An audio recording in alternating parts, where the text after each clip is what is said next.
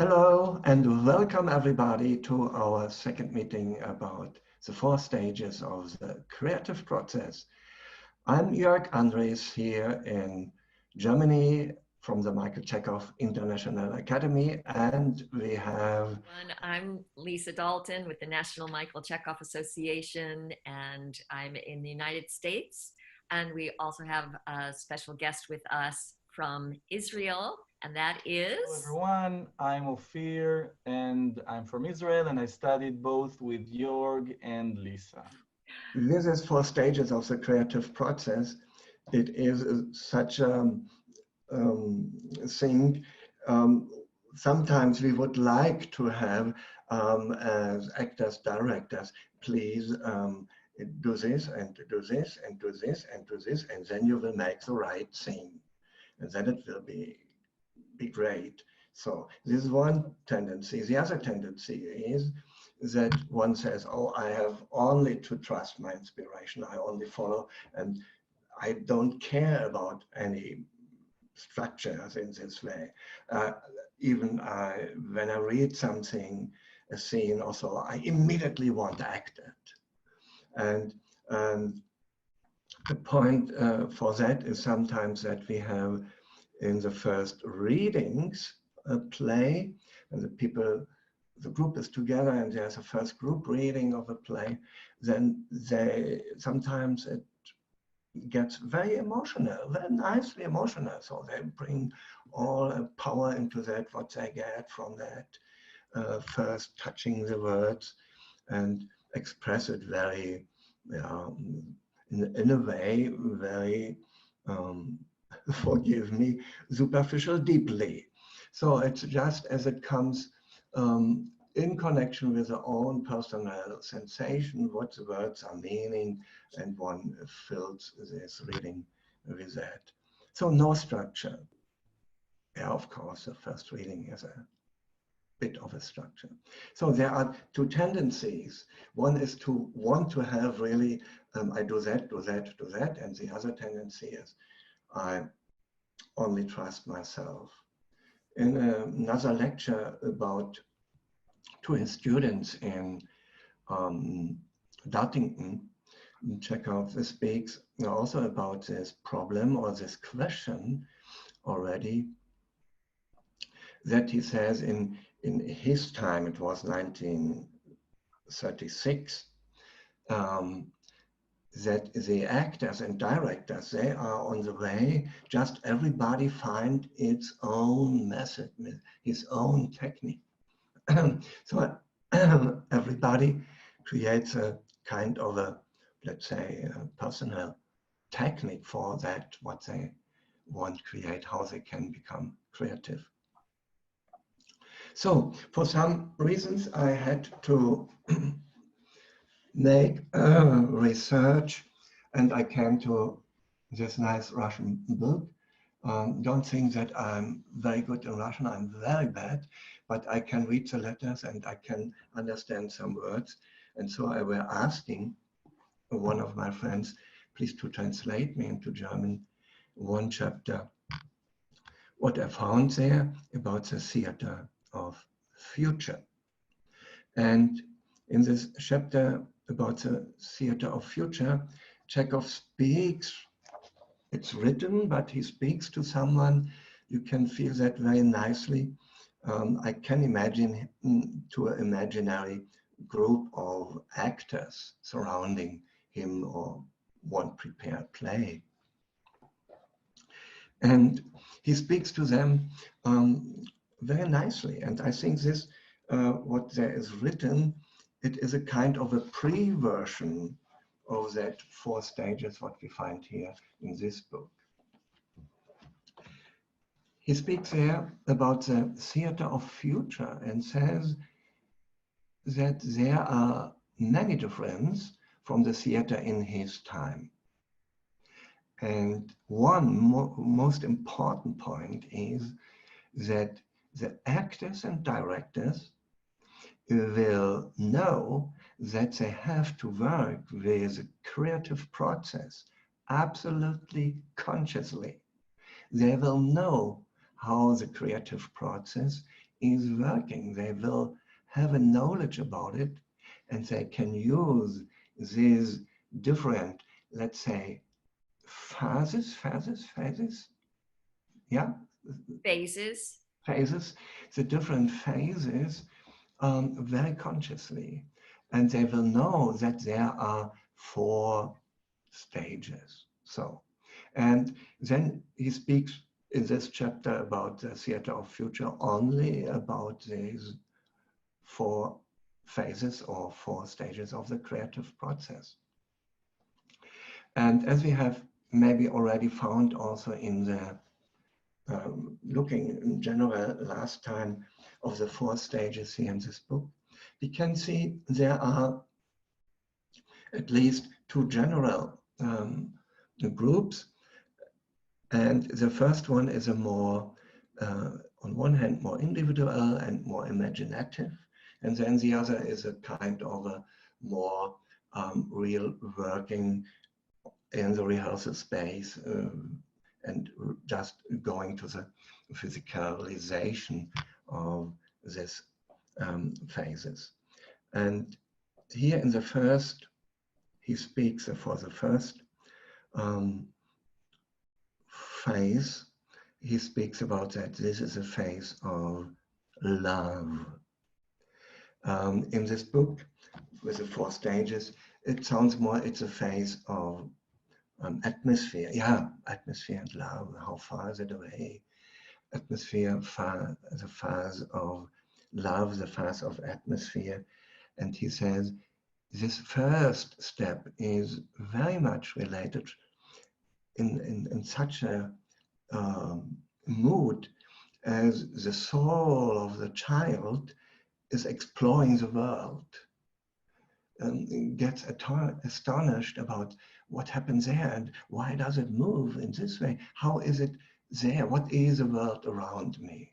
Just as a kind of exploring, trying out, touching the things and go with them in a very, very inside way to fall in love with that what is there.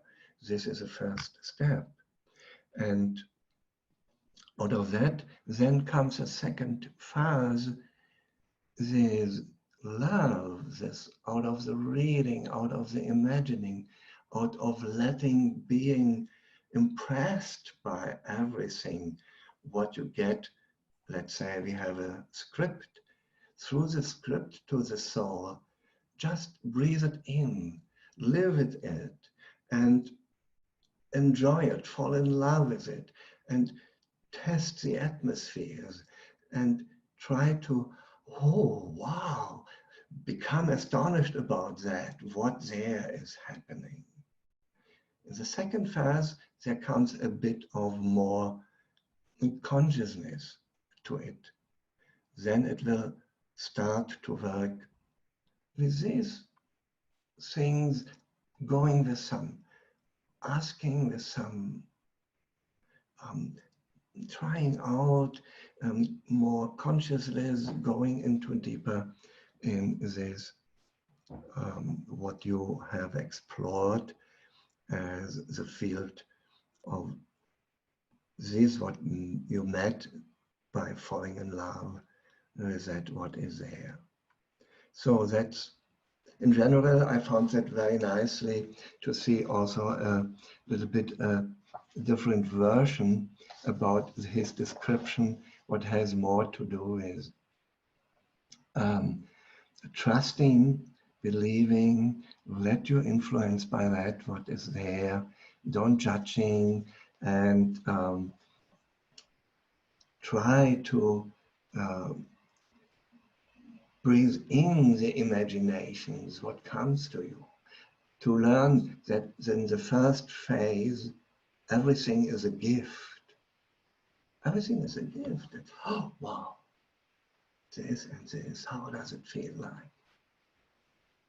Yeah, that's maybe first intro for our talk today, Lisa, or to Ophir, when we can go deeper into it.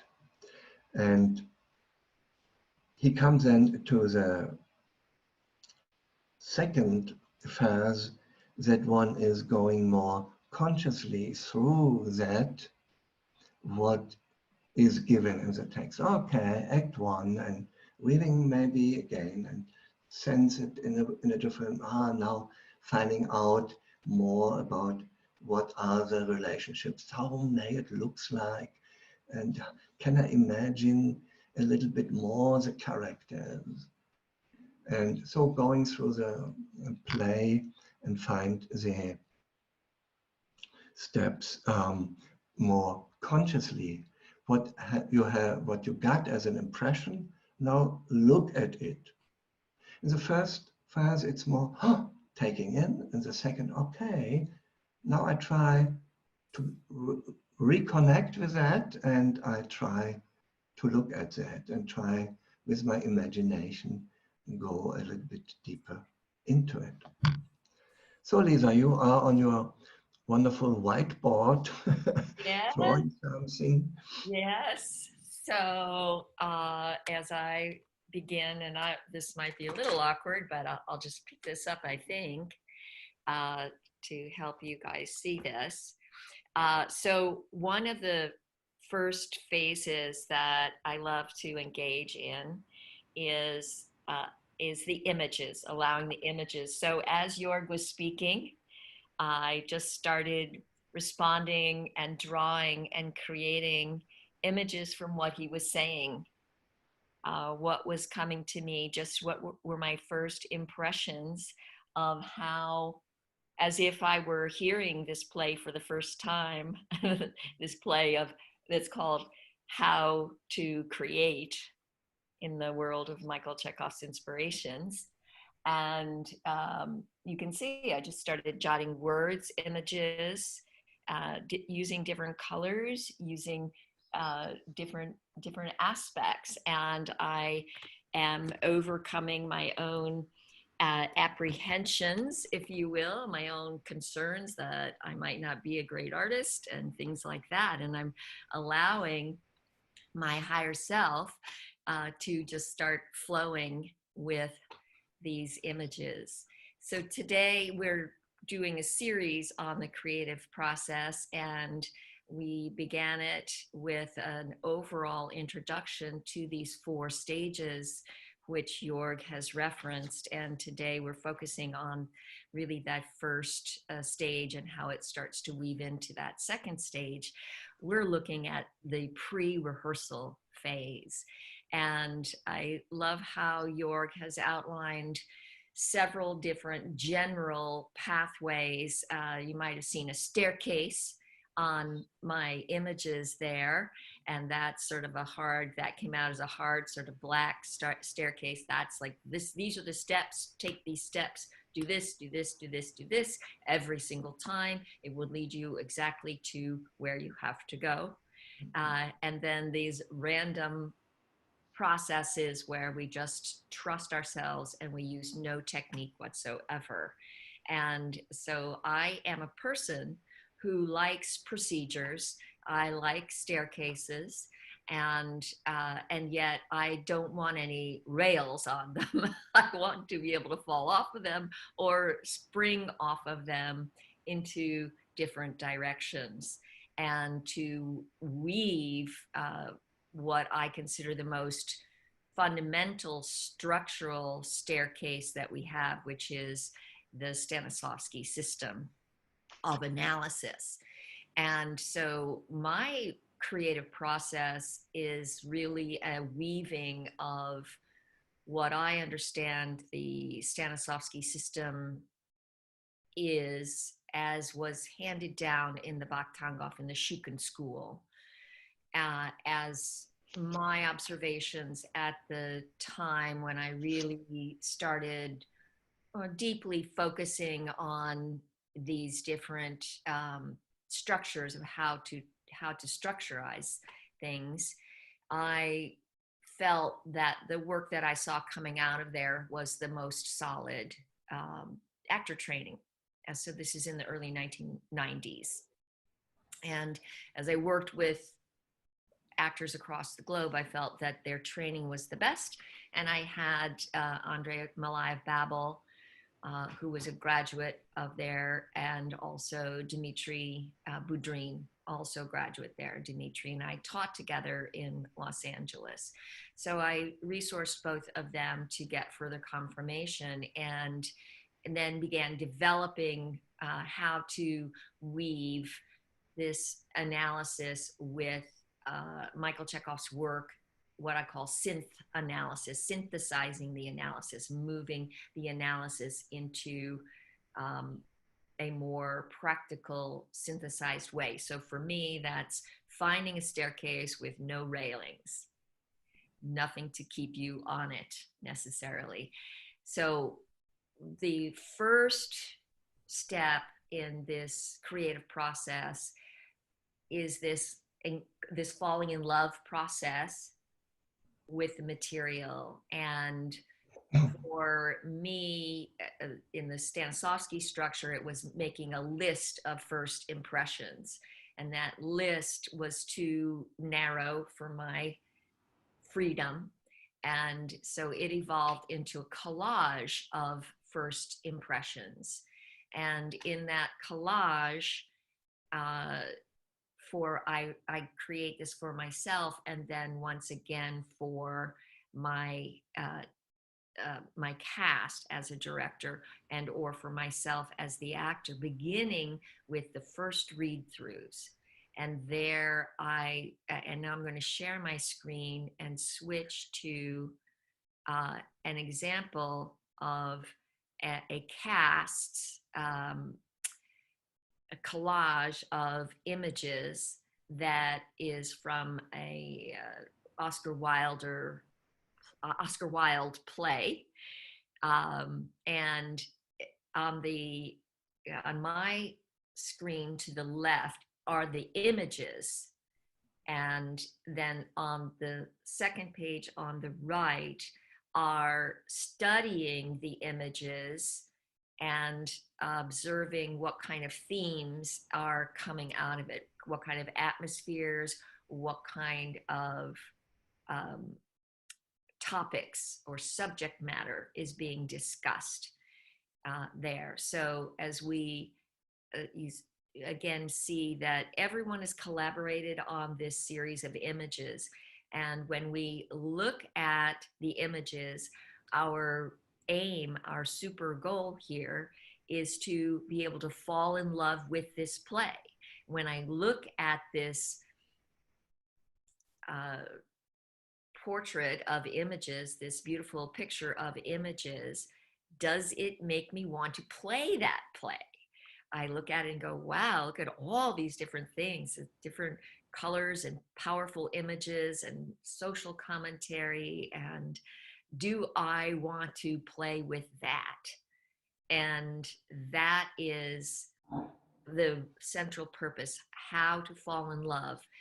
The idea is that every time we read this play, we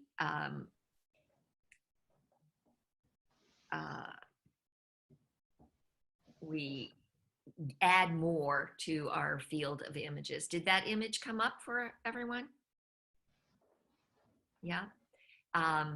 So that's my step number one, is upon reading the play, creating that collage of images.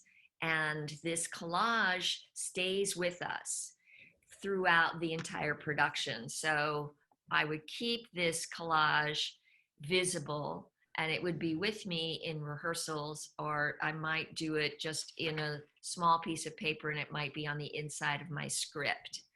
And anytime during the process when more images arise, I start adding them to this paper. And I also am going to check back on this field of images here. I'm going to look at it once again. Well, I'm going to look at it about once a week so that I can keep seeing something that maybe I forgot. And especially the week before I open, I'm going to look back at my images and see, is there something that had to wait because I couldn't bring it into the early phases? from can I bring it in now? What little jewels and sparkles can happen? And I love that Joerg was speaking of the distinction Michael Chekhov made in this Russian version, where he perhaps speaks at a certain point about the subconscious, and then he shifts to talking about what I call the super conscious. And this super consciousness is, I believe, what ultimately he began to call the higher ego, which we have spoken of at length. And it is that it contains that field, that sphere of your creative imagination that is filled with an unlimited amount of images. And when we create an image board, we are simply sort of downloading or collecting and gathering as many images as we can to help activate us, help us fall in love, help us discover, like that little baby, what this world might be. And I would do this also with my designers, ask them perhaps to do it individually when they first read the play, and then again as an ensemble team, and even a third time with the actors. And when all of your designers and your cast and your director have gone through an image boarding process, it unites the ensemble's creative process, and the atmospheres really begin to pop. So that's the very first step on my creative process.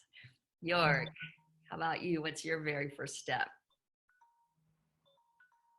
after you answer your phone? Yeah. Oh no, I have to go to phone. Sorry, please. Okay, I'll keep talking and I'll mute you for the moment. All right, so I'll share my second step. And of course, this is not specifically the second step, because literally I would then have to make sure I have a place to do my play, of course, and or my project. And if I were directing it, if I were first reading and didn't have a place to do it, then I would have to find a place, find a producer, and go through all those steps. But let's say we've gone from here, we've completed our casting, and we're entering the rehearsal. Before the rehearsal process, I'm going to step through an entire sequence so that as the director, I am ready to take my team along with me on this journey. So having created my image board, I am very powerfully looking in and asking. And it's important when we do this image board that we step through a 3-phase process, that using our rhythm of threes, that we begin by allowing our very, very first impressions to be placed on the board. And when we run out of those, then we step away and we concentrate on our ideal artistic center and imagine from there asking the play to reveal more of itself. So we go into a little meditative state, anchoring ourselves into grounding ourselves, and then allowing ourselves to open up to our superconscious levels and inviting the further images to arise within us. And we wait actively, that active gaze into our creative space, and then allow ourselves to add to this. When we run out again, we then turn to the third repetition of this process, from our first expression, second one going deeper, and once again going deeper, asking our ideal artistic center, our super consciousness, what else? What else is there? Share with me, and inviting the images. Mr. Chekhov speaks of these images as independently existing. So they're up there. And if we pretend that they really are there, then we know that it is probably their goal to get some attention. Like that little infant, they are up there, they're wanting to be birthed. And so they want to get your attention. And those first couple of layers clear out your everyday thought levels, your lower consciousness, and now a deeper awareness may arise. And so for that third time, we again place them, add the images here. If you like, it's possible that maybe for your first round, you take 3 colors. And then for your second round, you take different colors. And for your third round, you take another set of colors. And if you do that, then you'll be able to go back and look at your images and see which layer of creativity they emerged from. I've heard that Anthony Hopkins reads his script 500 times. And that process of reading again really stimulates your creativity. And in between each read, your subconscious and superconscious laboratories are working together to help begin to formulate. Eventually, we want to know exactly what this play is about. And that's when we start by gazing into our creative images, and once again going through the rhythm of 3 times, asking ourselves, what is this play about? That's when you start writing words. And like that second piece of paper that was on the right side of the screen, and you can see on that, I'll switch back to it, that after we wrote on the words, we then took certain colored markers and circled them according to their overall theme. So there are ones that are circled in blue, some that are circled in black, some that are circled in red. And you also see we have different colors. So those different colors of ink, of the words themselves, represent the different 3 layers of repeating the meditation through the Ideal Artistic Center. And then we were able to see that basically there were about 3 or 4 major topics that were being discussed as the theme. The theme is, what is it about? And from there, we ask ourselves, what do we want to say about these themes? So I see loyalty on the screen, and what do I want to say about loyalty? I see class. I see things circled in red: class and power and perfection. And so what are we saying about class structures in this play? And from there, we develop the ideas.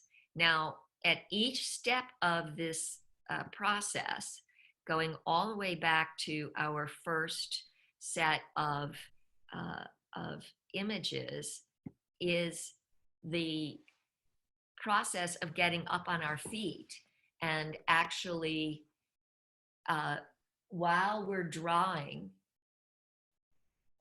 some images and getting up on our feet and actually physicalizing, embodying, incorporating the images. So I've got my baby here. So I'm going to look at that, and I put up my baby, and I got a present there. I'm gonna open my present, and I've got a script I'm falling in love with, and wow, and I got a staircase I'm gonna step on, and so I'm actually multi-dimensionalizing this process and getting it from the page onto my body, into my physiology, into my psychophysical world. And I'm doing that every time I add to it. And if I'm working with a group, then when I bring this to the cast, then while people are taking turns there, we are creating, someone else is drawing something and I'm gesturizing their expression. And when it goes to the themes, we start creating psychological gestures or harmonious groupings that express the theme, a class structure. And we start going right from this drawing and creative process into physicalizing the processes to awaken the body and start getting, that little infant wants to reach for that rattle and, or wants to taste it, wants to try it, and it wants to touch it and hear it and see it and feel it. So we move as quickly as possible into the psychophysical creative process. So, Joerg, are you ready? Lisa, that is a very complex beginning, what you have described. Yeah, it is just, it's not possible in 1 hour, even not for a little scene. That's very nice. Thank you very much for that description of the process, what is developed through your research and through your practice. That's very nice. It when I think back to that first step and what you said, it is always with a read it again, read a play again, or read a scene again. I don't know how anybody feels, but I think sometimes in our time, that people don't find it so important. So one is more, yeah, I have read it, I know already, and then I make my analysis and my thinking. But at least when we go to the term of love, so when I fall in love with something, then I want to see again and again and again and meet again and again. So there's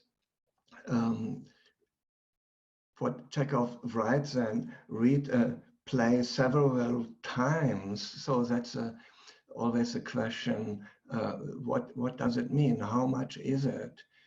2 times? Is it several? Maybe we don't need to do it 80 times or whatever. But several times, that means under a different perspective. Because after one reading and this opening to that field of imagination and inspiration, and when I let that sink a little bit deep in me, that means after any reading, have a kind of a flying back, go back through the imaginations, and also develop the sense, what was it, what was touching me?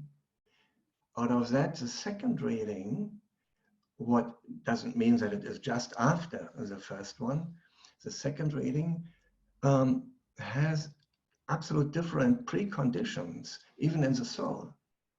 And then the soul can relate to that, what on one hand the soul knows, and basically the general structure maybe, then it can go deeper into it. When there is one process, it's an individual process for each director actor to read that again and again, and then there is a group process.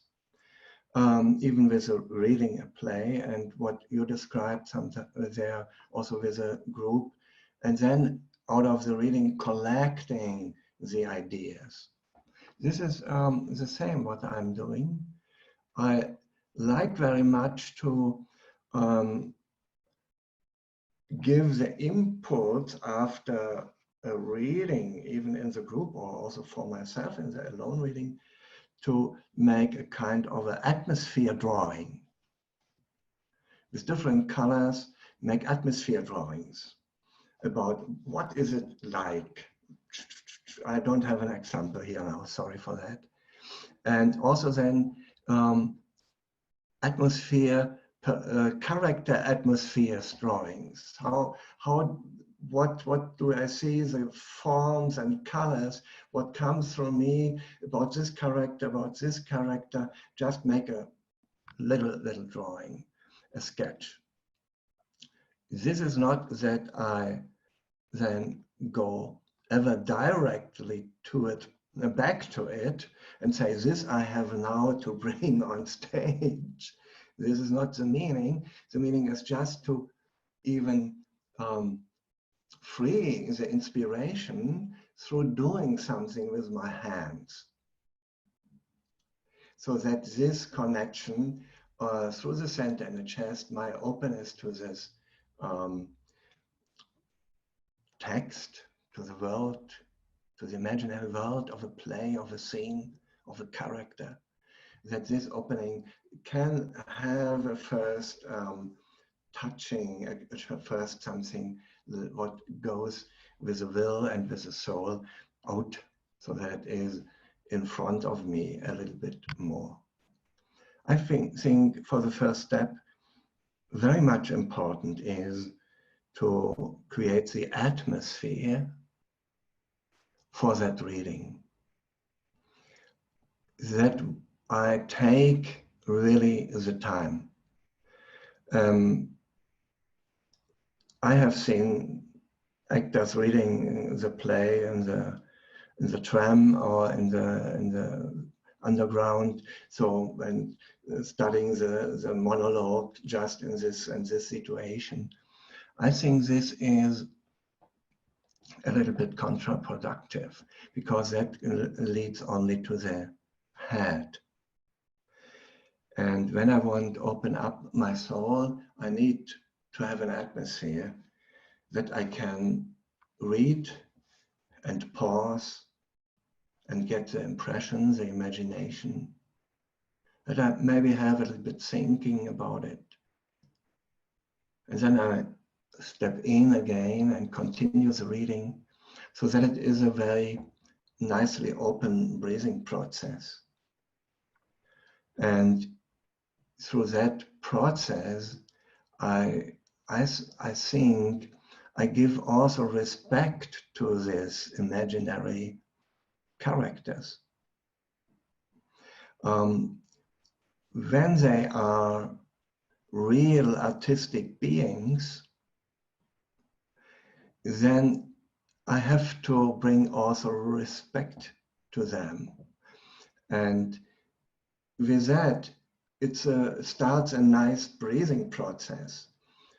Crossing the threshold, being my center, create the atmosphere for that play, for this scene, and then go and take all the time I need to go step by step through the play, let the images come to me, and even try sometimes to memorize them.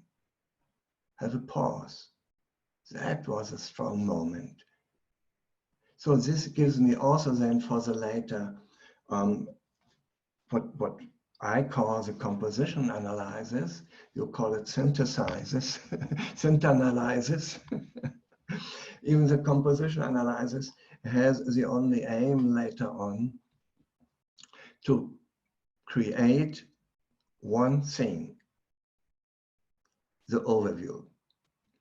to have all in one. Have all in one deeper impression of the soul. I'm not sure, should I put the composition analysis in the first step or in the second?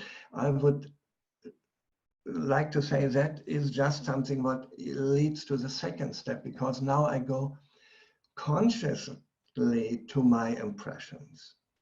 I'm looking for, in this composition analysis, looking for the scenes, but what is the theme of the scene? What are they discussing there? What is it about? But not only from the words, but also from the meaning of the play. And I go also to specific words. How is in the play, which words are used in which meaning from these or these characters? And so I open up that this, for instance, behind the words, this character has a different meaning about it as the other character. So the word is not the meaning in general. And this leads me then to the conscious process of creating the images for the text. What has to be a conscious process. And when I want to go, and this I think is a step second and relates to the step second, that I create the images for the text from the character's point of view. And not from my actor's point of view. And even all that work with the imagination has a certain characteristic. I have to set something, yeah, as you did with the drawings, you draw something and it may look this way or this way, don't care. With the imagination, I have to set something, and because I was setting it, I can easily change it. I can easily change it for the needs of the creative development. So, of course, I use also some structural steps, and they are overlapping, but they have always to do with this open up and in this way have the inner question and the inner gesture to open up to receive. Open up to this world of inspiration, the world of imagination, consciously opening up to receive. Receive consciously. And then work with that material. And what I also like then when we have, it is a kind of closing up the second step for me on one side. There's another bit, but one thing is that I ask my actors and ask myself to write in, that's a little bit funny, to write in 5 sentences what is a general plot of that play or of a scene. What is the general meaning? What happens there? What is there in this way? What is a social relevance? That it has to do with the Chekhov's question in the creative ego. He speaks there about the audience and that. What is it? So I call it social relevance. What is a social relevance? Try to write it down in 5 sentences. It is a hard process. Now you bring all your inspirations, all your ideas you had. You have to bring it into a first little thoughtful form. And a second writing, to write in 3 sentences It's a little bit funny, I know. What is that from your point of view as director actor, even for each actor's point of view? It's not so easy to formulate. This has to do also with a social meaning, but from another perspective. It has to do with this point of view, what Chekhov is asking also about the good and evil perception. I can formulate it in this way. Please try to write down. I call that the moral fable. The other is a social fable. Moral fable. So the deeper, what is a message? Why? What you would like to bring to the audience? With other words, why you as actor would like to spend, let's say, 4 weeks of your life with that play. What is firing you? What is a higher idea, the higher inspiration? What is it what you think it is worth for you to work 4 weeks on this play and these characters because you would like to deliver to the audience what understanding of the human being world, what means the world of morality, about good and evil, at least. So that's maybe now enough. There are, of course, as you also have some other points more in the detail, but this maybe is, from my perspective, I think the same. On one hand, we use a little bit different methodical things or different technical things for it. Yeah. Yes, it's we're coming to the same point from different directions, and for me, after that experiencing reading, and of course the for both of us, one thing I want to make very clear is the initial process. Mr. Chekhov invites us to really focus on the feeling of the whole, to fall in love with the whole play, so that when those first few readings, when we, treat that reading process as a sacred process, and we are inviting our imagination to taste it, to chew it, to discover it, that we're looking at the whole, at the feeling of the whole play itself. And then as the later repetitions, then we start to shift to our own particular character, or the director starts to shift to looking for information regarding specific characters and their relationships. Yeah, So that's, may I can go into it. For me, it's that I'm in this ensemble readings, I mix up the roles always. Reading one time, you read that, you read that, you read that. Another time, you read that, you read that, you read that, you read that, and not in character. The people may know which parts they will get, but not reading it in character, because I won't go to that imaginations, to the other layer behind that words. I love that. That's great. Thank you, Joerg. So once we move to those themes, and we start this where you are with your 5 and 4 and 3 sentences.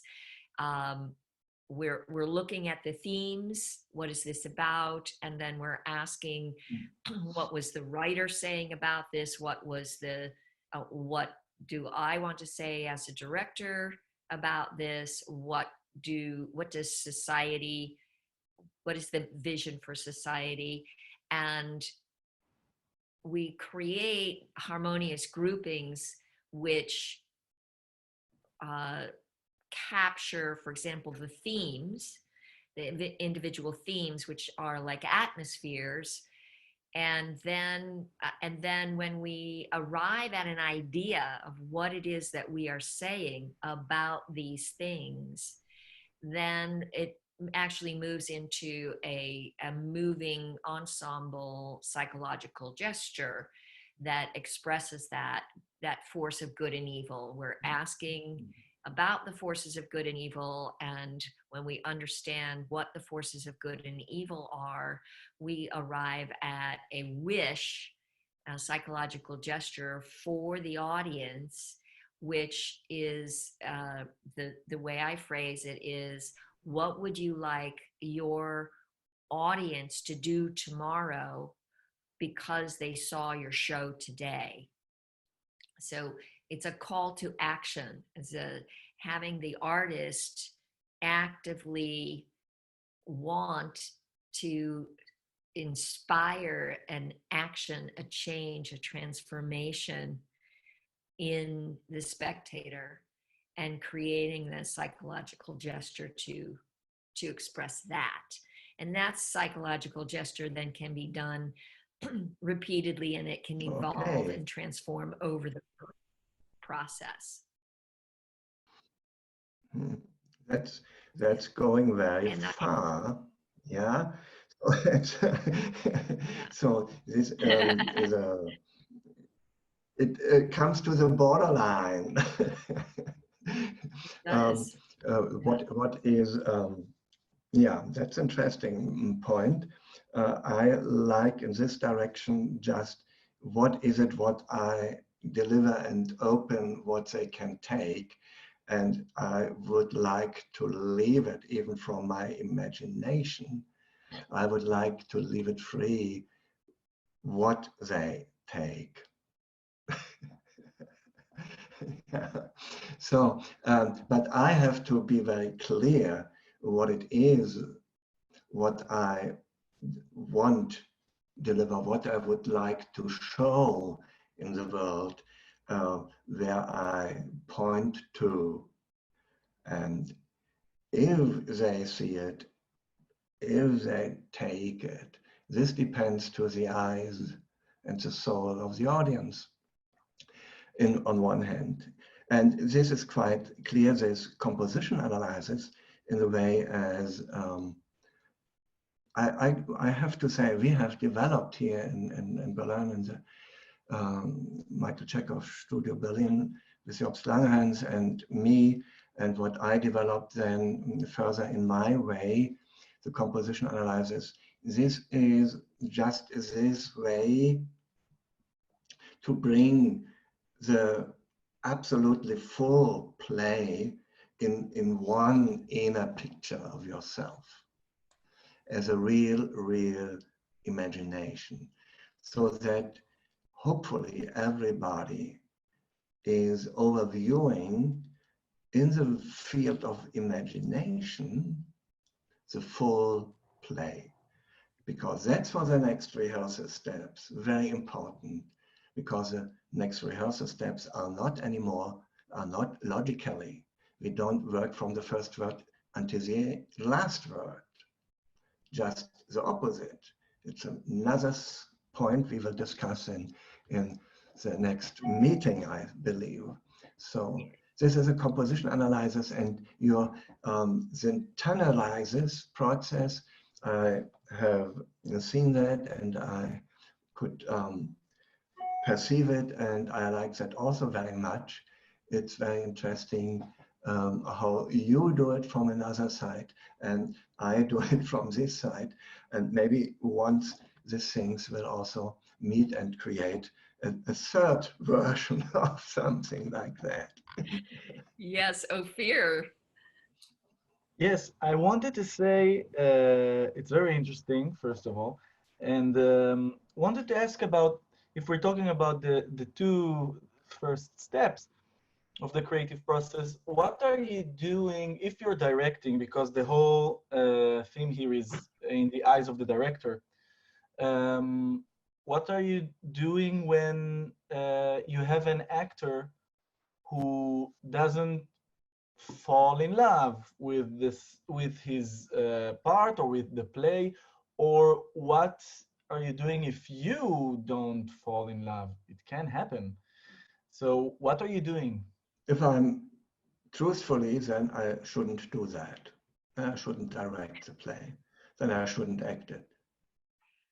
Otherwise, I'm not artistically truthful. But when is a moment to decide that? So, and knowing that even to fall in love is in our time a process of consciousness and not anymore a process of instincts. This is very mixed up in our culture.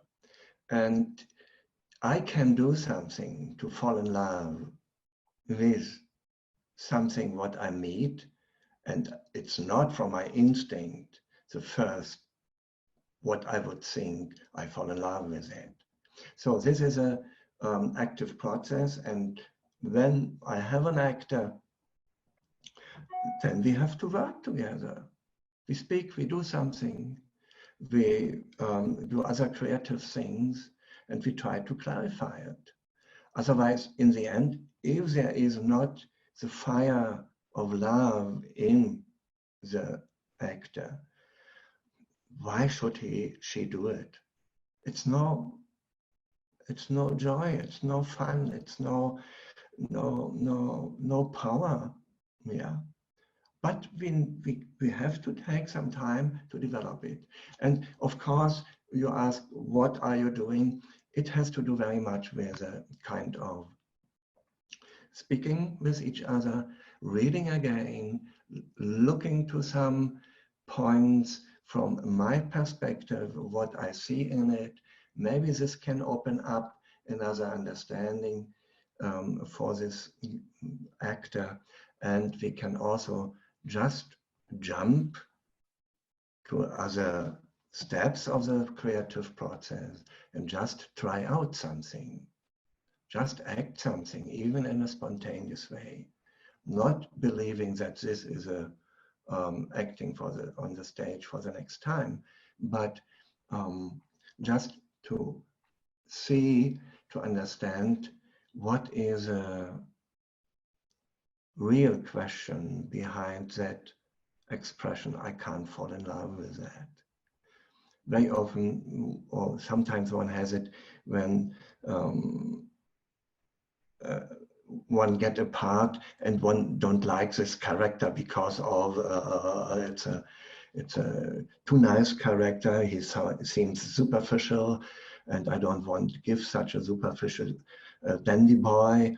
Or there is this character is too dark, too awful, and this is, I don't want relate with such powers and so on. Of course, then we have to work on it, because you have to find the love for both. And when you would like to act them, it's a process. I would support that completely. There's part of me that says, don't take the job. And another part that says, fire that actor, find a new actor. And yet there are times when that actor would be me. For example, I get an audition and it's a character, like Joerg was saying, that is uninteresting to me. Or I am hired, part of my job is to create a piece out of a script that I think is quite boring. And I have found this synth analysis process to be very, very enriching, by sort of forcing this step-step structure, especially the 9 event structure that Michael Chekhov lays out in chapter 8 of To the Actor, on a flat and boring script can help me fall in love. So all the steps of the creative process are designed to awaken that love, affection, and excitement. That love activates courage and it activates enthusiasm.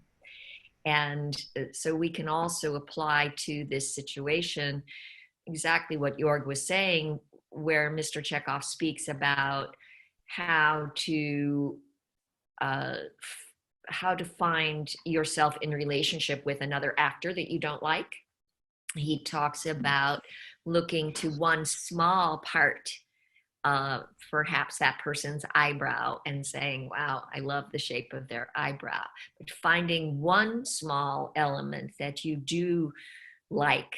And when you enter the world of creativity through that, you are already opening your heart to an aspect. And the more you do that, of course, the more that will blossom and foster this sense of love, this sense of creativity around the work. And I think Joerg was touching upon, sometimes there is a deeper need in the artist and or in yourself. Mr. Chekhov says that every character that we play carries a gift for us. And that gift, that popped up in the beginning of our talk, what is the gift? So even in a play, or especially in a play or part that you don't seem to fall in love with instantly, now is the time to invite your higher self to reveal the possibility of the gift. Maybe you don't know yet what it will be.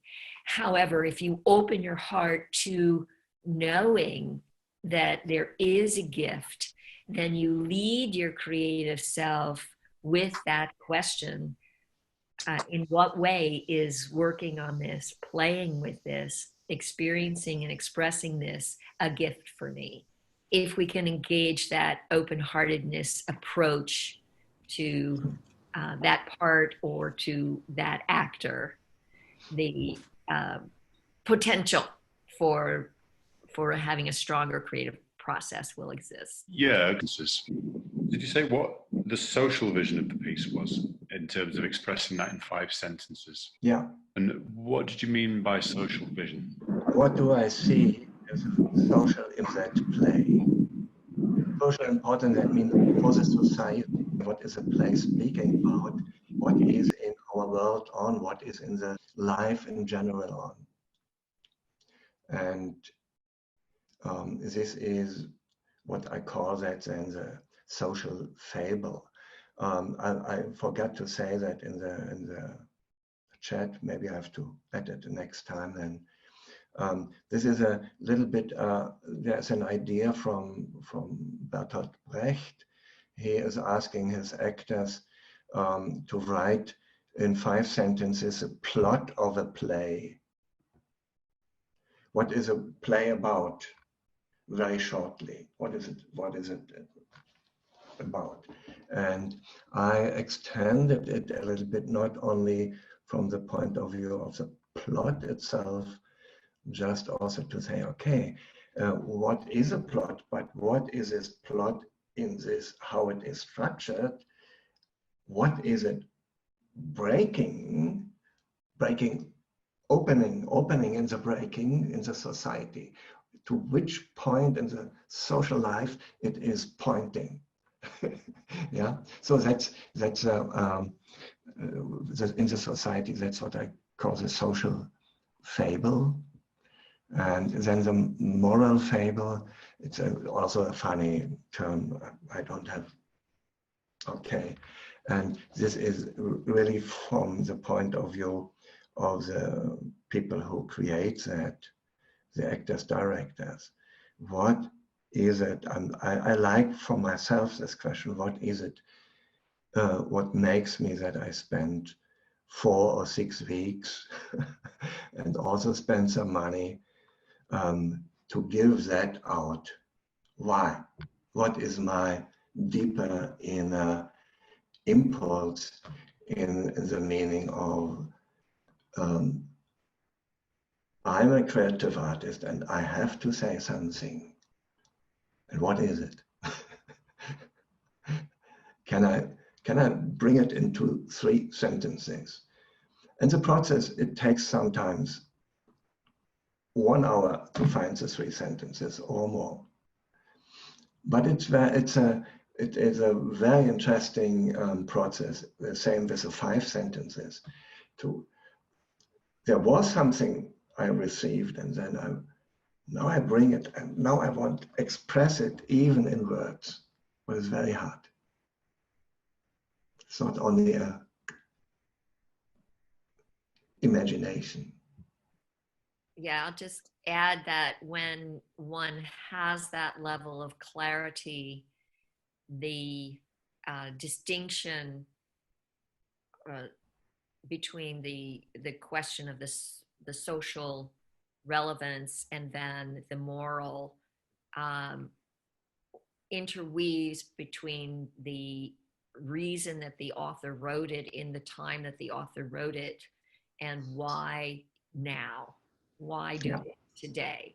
And if we don't anchor ourselves into the distinction between what the author was offering us in its context and why we want to do this today, then if we don't have a why today, we lose our ability to take a classic, for example, and allow our creative individuality to express itself in what is the need for doing this today.